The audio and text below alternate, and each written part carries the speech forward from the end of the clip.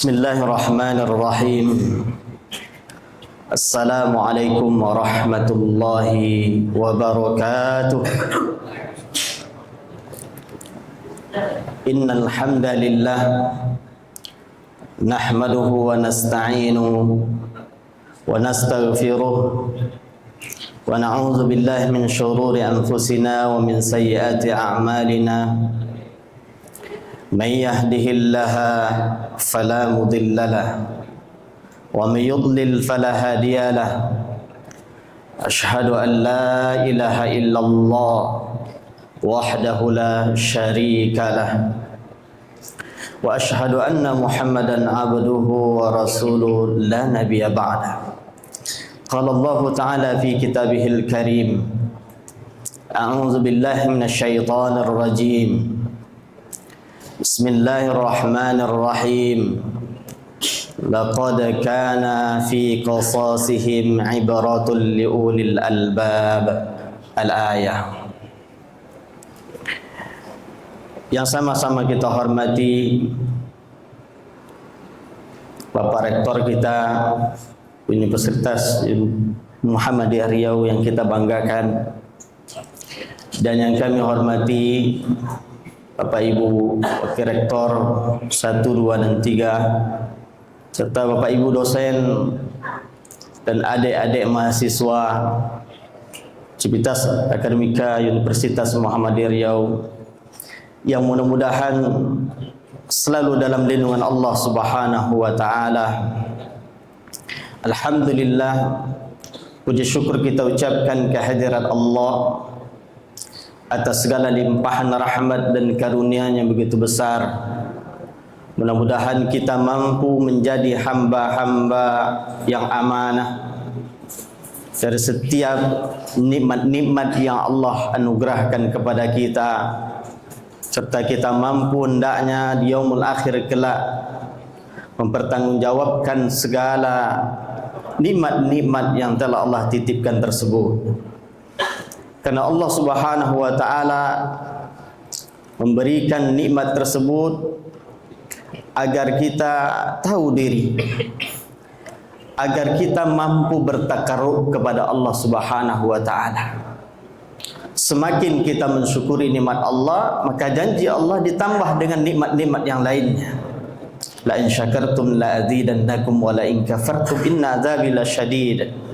Jikalau kita tak mampu mensyukuri nikmat Allah, ingatlah azab Allah itu amat pedih kaum muslimin dan muslimah. Hadirin hadir muliakan Allah Subhanahu wa taala. Maka Allah juga memberikan khabar kepada kita melalui firman-Nya di akhir surah As-Saba, tepatnya ayat yang ke-13. A'udzubillahi minasyaitonir rajim wa qalilum min ibadiyasy syakur. Dan sedikit di antara hambaku yang bersyukur, kata Allah Subhanahu wa taala. Padahal kita mengetahui begitu banyak orang yang mengaku dirinya mampu menjadi hamba-hamba yang beriman, tapi tak semua, kata Allah, mampu mensyukuri nikmat-nikmat Allah Subhanahu wa taala.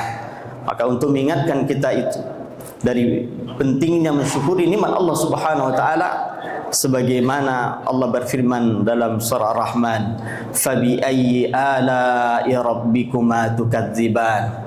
Nikmat Allah yang mana yang kau dustai oleh hamba. Hadirin hadirin Allah Subhanahu wa taala, judul utama kita adalah fikih sirah. Ini tema besar kita. Namun pada hari ini, hari pertama kita membahas khusus pada fikih sirah ini, hadirin hadirin Allah Subhanahu wa taala, terlebih dahulu kami menyampaikan kepada kita semua bahwa kisah-kisah Nabi Muhammad sallallahu alaihi wasallam terutama adalah tauladan kita, ataupun kisah-kisah waliullah yang lainnya, kisah para nabi yang lain yang termaktub di dalam Al-Quran. Itu semua adalah pelajaran bagi kita. Begitu juga dengan kisah-kisah orang-orang yang saleh, yang senantiasa diuji oleh Allah Subhanahu wa taala. Karena dalam aspek kehidupan umat manusia, sejarah tidak akan bisa hilang dari wajah orang-orang yang ingin bertakwa kepada Allah Subhanahu wa taala. Apalagi kita ingin mengkaji dan akhirnya memutuskan suatu hukum pada persoalan-persoalan hidup manusia, maka ini akan senantiasa terkait dengan kisah-kisah para nabi, kisah-kisah orang-orang yang saleh terdahulu yang mengikuti jejak dari Nabi kita Muhammad sallallahu alaihi wasallam ataupun nabi-nabi sebelumnya. Hadirin hadirin Allah Subhanahu wa taala, Rasulullah sallallahu alaihi wasallam pernah bersabda, "May yuridillahi bihi khairun yufaqihu fid din." Siapa yang Allah inginkan kebaikan pada seseorang, maka Allah berikan pemahaman terhadap agama. Maka penetapan hukum ini adalah ilmu yang sangat urgent, yang sangat penting dalam kehidupan umat manusia. Makanya kita takutkan Bapak Ibu muliakan Allah Subhanahu wa taala, banyaknya para ahli fuqaha, ahli fikih yang meninggal dunia. Ini adalah musibah besar bagi kita. Maka dengan hadirnya kajian-kajian yang mudah-mudahan menambah hasanah keilmuan kita, hadirin muliakan Allah Subhanahu wa taala, yang tentu kita ambil dari kisah-kisah orang-orang terdahulu dan bisa kita implementasikan dalam kehidupan kita. Hadirin muliakan Allah Subhanahu wa taala. Laqad kana fi qasasihim ibratul liulil albab. Sesungguhnya kisah-kisah mereka, kata Allah Subhanahu wa taala, di dalam Al-Qur'an, dan dimaksudkan di situ adalah kisah-kisah para nabi, utusan-utusan Allah Subhanahu wa taala, ibrah, pelajaran bagi orang-orang yang memiliki akal. Maka di dalam tafsir Al-Muyassar diungkapkan tentang ayat ini, surah Yusuf ayat terakhir 111. Apa kata penulis di dalam kitab Al-Muyassar itu, hadirin hamdakallah Allah Subhanahu wa taala, bahwa kisah-kisah para nabi itu adalah kisah-kisah yang benar, bukanlah kisah-kisah yang dusta. Kisah yang benar-benar terjadi di masanya. Maka dia ada kata ibrah, pelajaran bagi kita yang hidup saat ini. Andaikan pelajaran itu adalah kebaikan, maka kita terapkan dalam kehidupan kita. Andaikan di situ ada pelajaran yang tidak diridai oleh Allah Subhanahu wa taala, kita tinggalkan segera, hadirin muliakan Allah Subhanahu wa taala.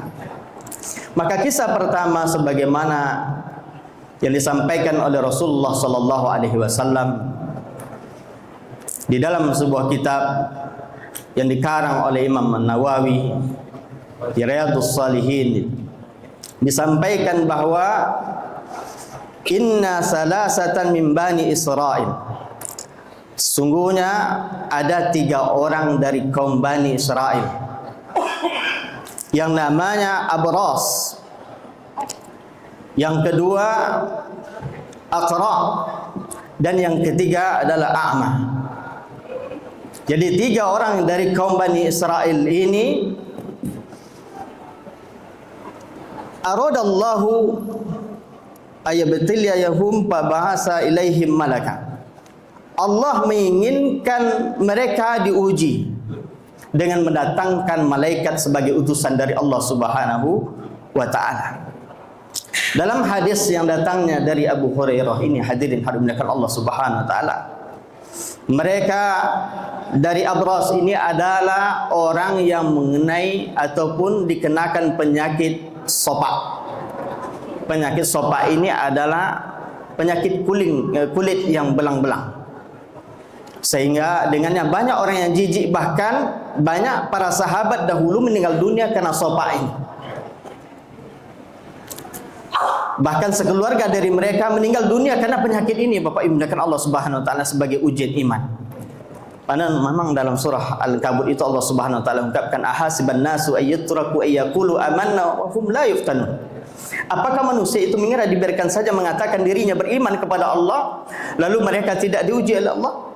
Akan senantiasa silih berganti Allah berikan ujian itu. Maka Abras penamaan 1 orang yang diberikan penyakit sopak. Lalu yang kedua ada namanya waqra. Waqra ini adalah orang yang botak. Mulai semenjak lahir sampai ia dewasa, sampai dia menjadi orang yang diberikan karunia pasangan hidup, tidak tumbuh-tumbuh rambutnya pada kepalanya, maka ini dinamakan sebagai aqra. Lalu yang ketiga adalah wa'ama. Wa'ama ini semenjak lahir dia buta. Sebagai ujian dari Allah Subhanahu wa taala, ia tidak mampu melihat alam semesta. Ia tidak mampu melihat manusia-manusia yang lainnya yang ada di sekitarnya. Maka Bapak Ibu muliakan Allah Subhanahu wa taala, ini semua ujian yang akan Allah berikan kepada mereka. Maka malaikat itu datang, fa'atal abras faqala. Malaikat sebagai utusan Allah itu datang kepada Abras. Apa kata malaikat itu? Hadirin hadirin Allah Subhanahu wa taala, ayu syai'in ahabbu ilaik. Apa yang paling engkau sukai? Kata malaikat ini kepada Abras. Maka Abras menjawab, hadirin hadirin Allah Subhanahu wa taala, aku menginginkan lainun hasanun wa jildun hasan. Aku menginginkan warna yang indah, yang bagus, dari kulitku yang bagus. Kemudian dia juga ungkapkan, dan hilangnya segala apa-apa yang dibenci oleh orang-orang kepada aku. Artinya Bapak Ibu muliakan Allah Subhanahu wa taala, ia menginginkan penyakit sebagai ujian yang Allah terpakan kepadanya dihilangkan oleh Allah, disembuhkan oleh Allah Subhanahu wa taala. Lalu malaikat itu bertanya kembali, fa'ayul mali ahabbu ilaik. Dan harta apa yang paling engkau cintai? Maka dia menjawab, Abras menjawab, al-ibilu. Dia menginginkan satu onta. Maka atas izin Allah dia minta satu onta, tapi yang didatangkan oleh Allah adalah onta yang bunting. Lalu kemudian hadirin yang dimuliakan Allah Subhanahu wa taala, malaikatullah itu datang kepada Aqra. Pertanyaannya sama, ayu syai'in ahabbu ilaik. Apa yang paling engkau sukai? Maka dia katakan, aku menginginkan Allah Subhanahu wa taala menumbuhkan kembali rambutku yang gundul, yang botak. Maka malaikat itu mengusap bagian dari kepalanya, atas izin Allah ditumbuhkan subur yang sangat berkilau. Bapak Ibu muliakan Allah Subhanahu wa taala. Lalu malaikat itu juga bertanya dengan pertanyaan yang sama, fa'ayul mali ahabbu ilai. Ditanyakan kepada Aqra, apa harta yang paling engkau cintai, yang paling engkau sukai? Maka dia katakan al-baqar. Dia meminta satu ekor sapi, tapi Allah berikan sapi yang bunting. Hadirin hadirin mereka Allah Subhanahu wa taala. Terakhir wa'ama. Malaikatullah itu juga datang kepada orang yang buta semenjak lahir itu, Bapak Ibu sekalian Allah. Pertanyaan juga yang sama. Ayu syai'in ahabbu ilaik. Apa yang paling engkau sukai? Maka dia katakan, ia menginginkan Allah menyembuhkan butanya sehingga ia mampu melihat orang-orang di sekitarnya. An-nas di dalam hadis ini mengungkapkan seluruh manusia yang ada di hadapannya. Lalu kemudian datang kembali malaikat itu dengan pertanyaan yang berbeda. Fa'ayul mali ahabbu ilaik. Apa harta yang paling engkau cintai? Maka dia katakan, yang aku cintai adalah al-ghanam. Aku menginginkan satu kambing, tapi yang diberikan oleh Allah kepadanya adalah satu ekor kambing yang bunting. Sehingga diceritakan di dalam hadis yang panjang ini, hadirin yang Allah Subhanahu wa taala, bahwa Abras, Aqra, kemudian wa'ama ini diberikan masing-masing satu lembah. Kalau Abras tadi diberikan ia seekor unta, maka unta pun berkembang satu lembah itu menjadi orang yang kaya, dia sukses dia. Begitu juga dengan Aqra. Aqra juga seperti itu, satu lembah, banyaknya sapi berkembang sehingga menjadi orang yang sukses. Begitu juga dengan wa'ama. orang yang diberikan satu ekor domba yang bunting berkembang menjadi satu lembah, itu semua miliknya. Namun hadirin Allah Subhanahu wa taala, disinilah pengujian iman seseorang. Apa yang dilakukan oleh Allah Subhanahu wa taala? Diperintahkan malaikat tadi untuk datang kepada 3 macam orang ini, Bapak Ibu Allah Subhanahu wa taala, menguji keimanan mereka. Allah telah berikan semua apa yang mereka minta. Namun saat malaikat itu datang menjadi orang yang miskin, dia meminta sebagian dari hartanya kepada Abras. Apa jawaban dari Abras? Hadirin Allah Subhanahu wa taala, jawabannya begitu gamblang. Dia katakan, ini adalah hasil usahaku dan warisan dari orang tuaku, bukanlah karena Allah ataupun dirimu. Aku mengetahui engkau adalah malaikat Allah. Coba bayangkan, begitu tamaknya, begitu manusia diberikan kekayaan, nikmat, lupa kepada Allah Rabbnya, menjadi orang yang angkuh, yang sombong. Hadirin Allah Subhanahu wa taala, begitu juga dengan Aqra. Setelah sampai malaikat itu menjadi orang yang miskin, jawabannya hampir sama. Ini semua adalah hasil usaha. Baqarah yang ada ini bukanlah karena engkau, wahai malaikat Allah. Aku tahu engkau dahulu menolongku. Dia mengetahui itu semua. Pertolongan yang begitu luar biasa dari Allah Subhanahu wa taala. Namun dia katakan, ini adalah hasil usahaku, bukan karena engkau. Namun ketika A'ma didatangi oleh malaikat yang berubah, berpura-pura menjadi orang-orang yang miskin, maka hadirin Allah Subhanahu wa taala, saat itu apa kata A'ma? Apa yang engkau inginkan ambillah, karena Allah telah begitu besar pertolongannya kepada aku. Dengan nikmatnya atas izinnya, aku mampu melihat begitu besar karunia Allah. Aku mampu melihat orang-orang yang di dekatku, orang-orang yang mencintaiku, dan orang-orang yang lainnya di sekitarku. Hadirin Allah Subhanahu wa taala, sehingga dengannya hadirin Allah Subhanahu wa taala, A'ma dikekalkan nikmat itu oleh Allah. Namun Abras wa Aqra dikembalikan seperti semula. Inilah murka Allah kepada mereka yang tamak terhadap kehidupan dunia. Hadirin Allah Subhanahu wa taala. Maka yang bisa kita ambil itibarnya sebagai hukum dalam kehidupan kita, sebagaimana dalam Al-Quran, wa mimma razaqnahum yunfikun, Al-Baqarah ayat 3 itu, sebagian dari harta kalian infakkanlah, sedekahkanlah. Saat ini universitas yang kita cintai ini sedang membangun, maka dari sebagian harta kita untuk akhirat kita. Karena apa yang kita sombongkan, hadirin Allah, sebagaimana digambarkan oleh Rasulullah sallallahu alaihi wasallam, ma'akal apa abna au labisa apa abna au atafa qatana. Setiap apa yang kalian makan, yang kalian minum, semuanya menjadi busuk. Setiap hari kita keluarkan. Pakaian yang termahal yang kalian pakai, suatu saat menjadi usang. Bahkan sekali setahun minimal kita ganti. Bapak imuliakan Allah Subhanahu wa taala, au atafa qatana. Dan apa yang kita berikan untuk jalan Allah, kita infakkan, kita sedekahkan dari zakat-zakat kita, itulah yang abadi untuk kita.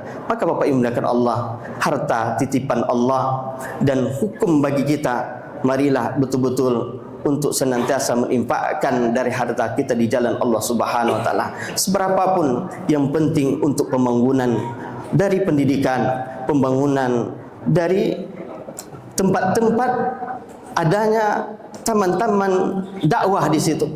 Karena Bapak Ibu muliakan Allah, salah satu penyokong dari pendidikan itu akan terus berlangsung adalah dari harta-harta orang yang dermawan.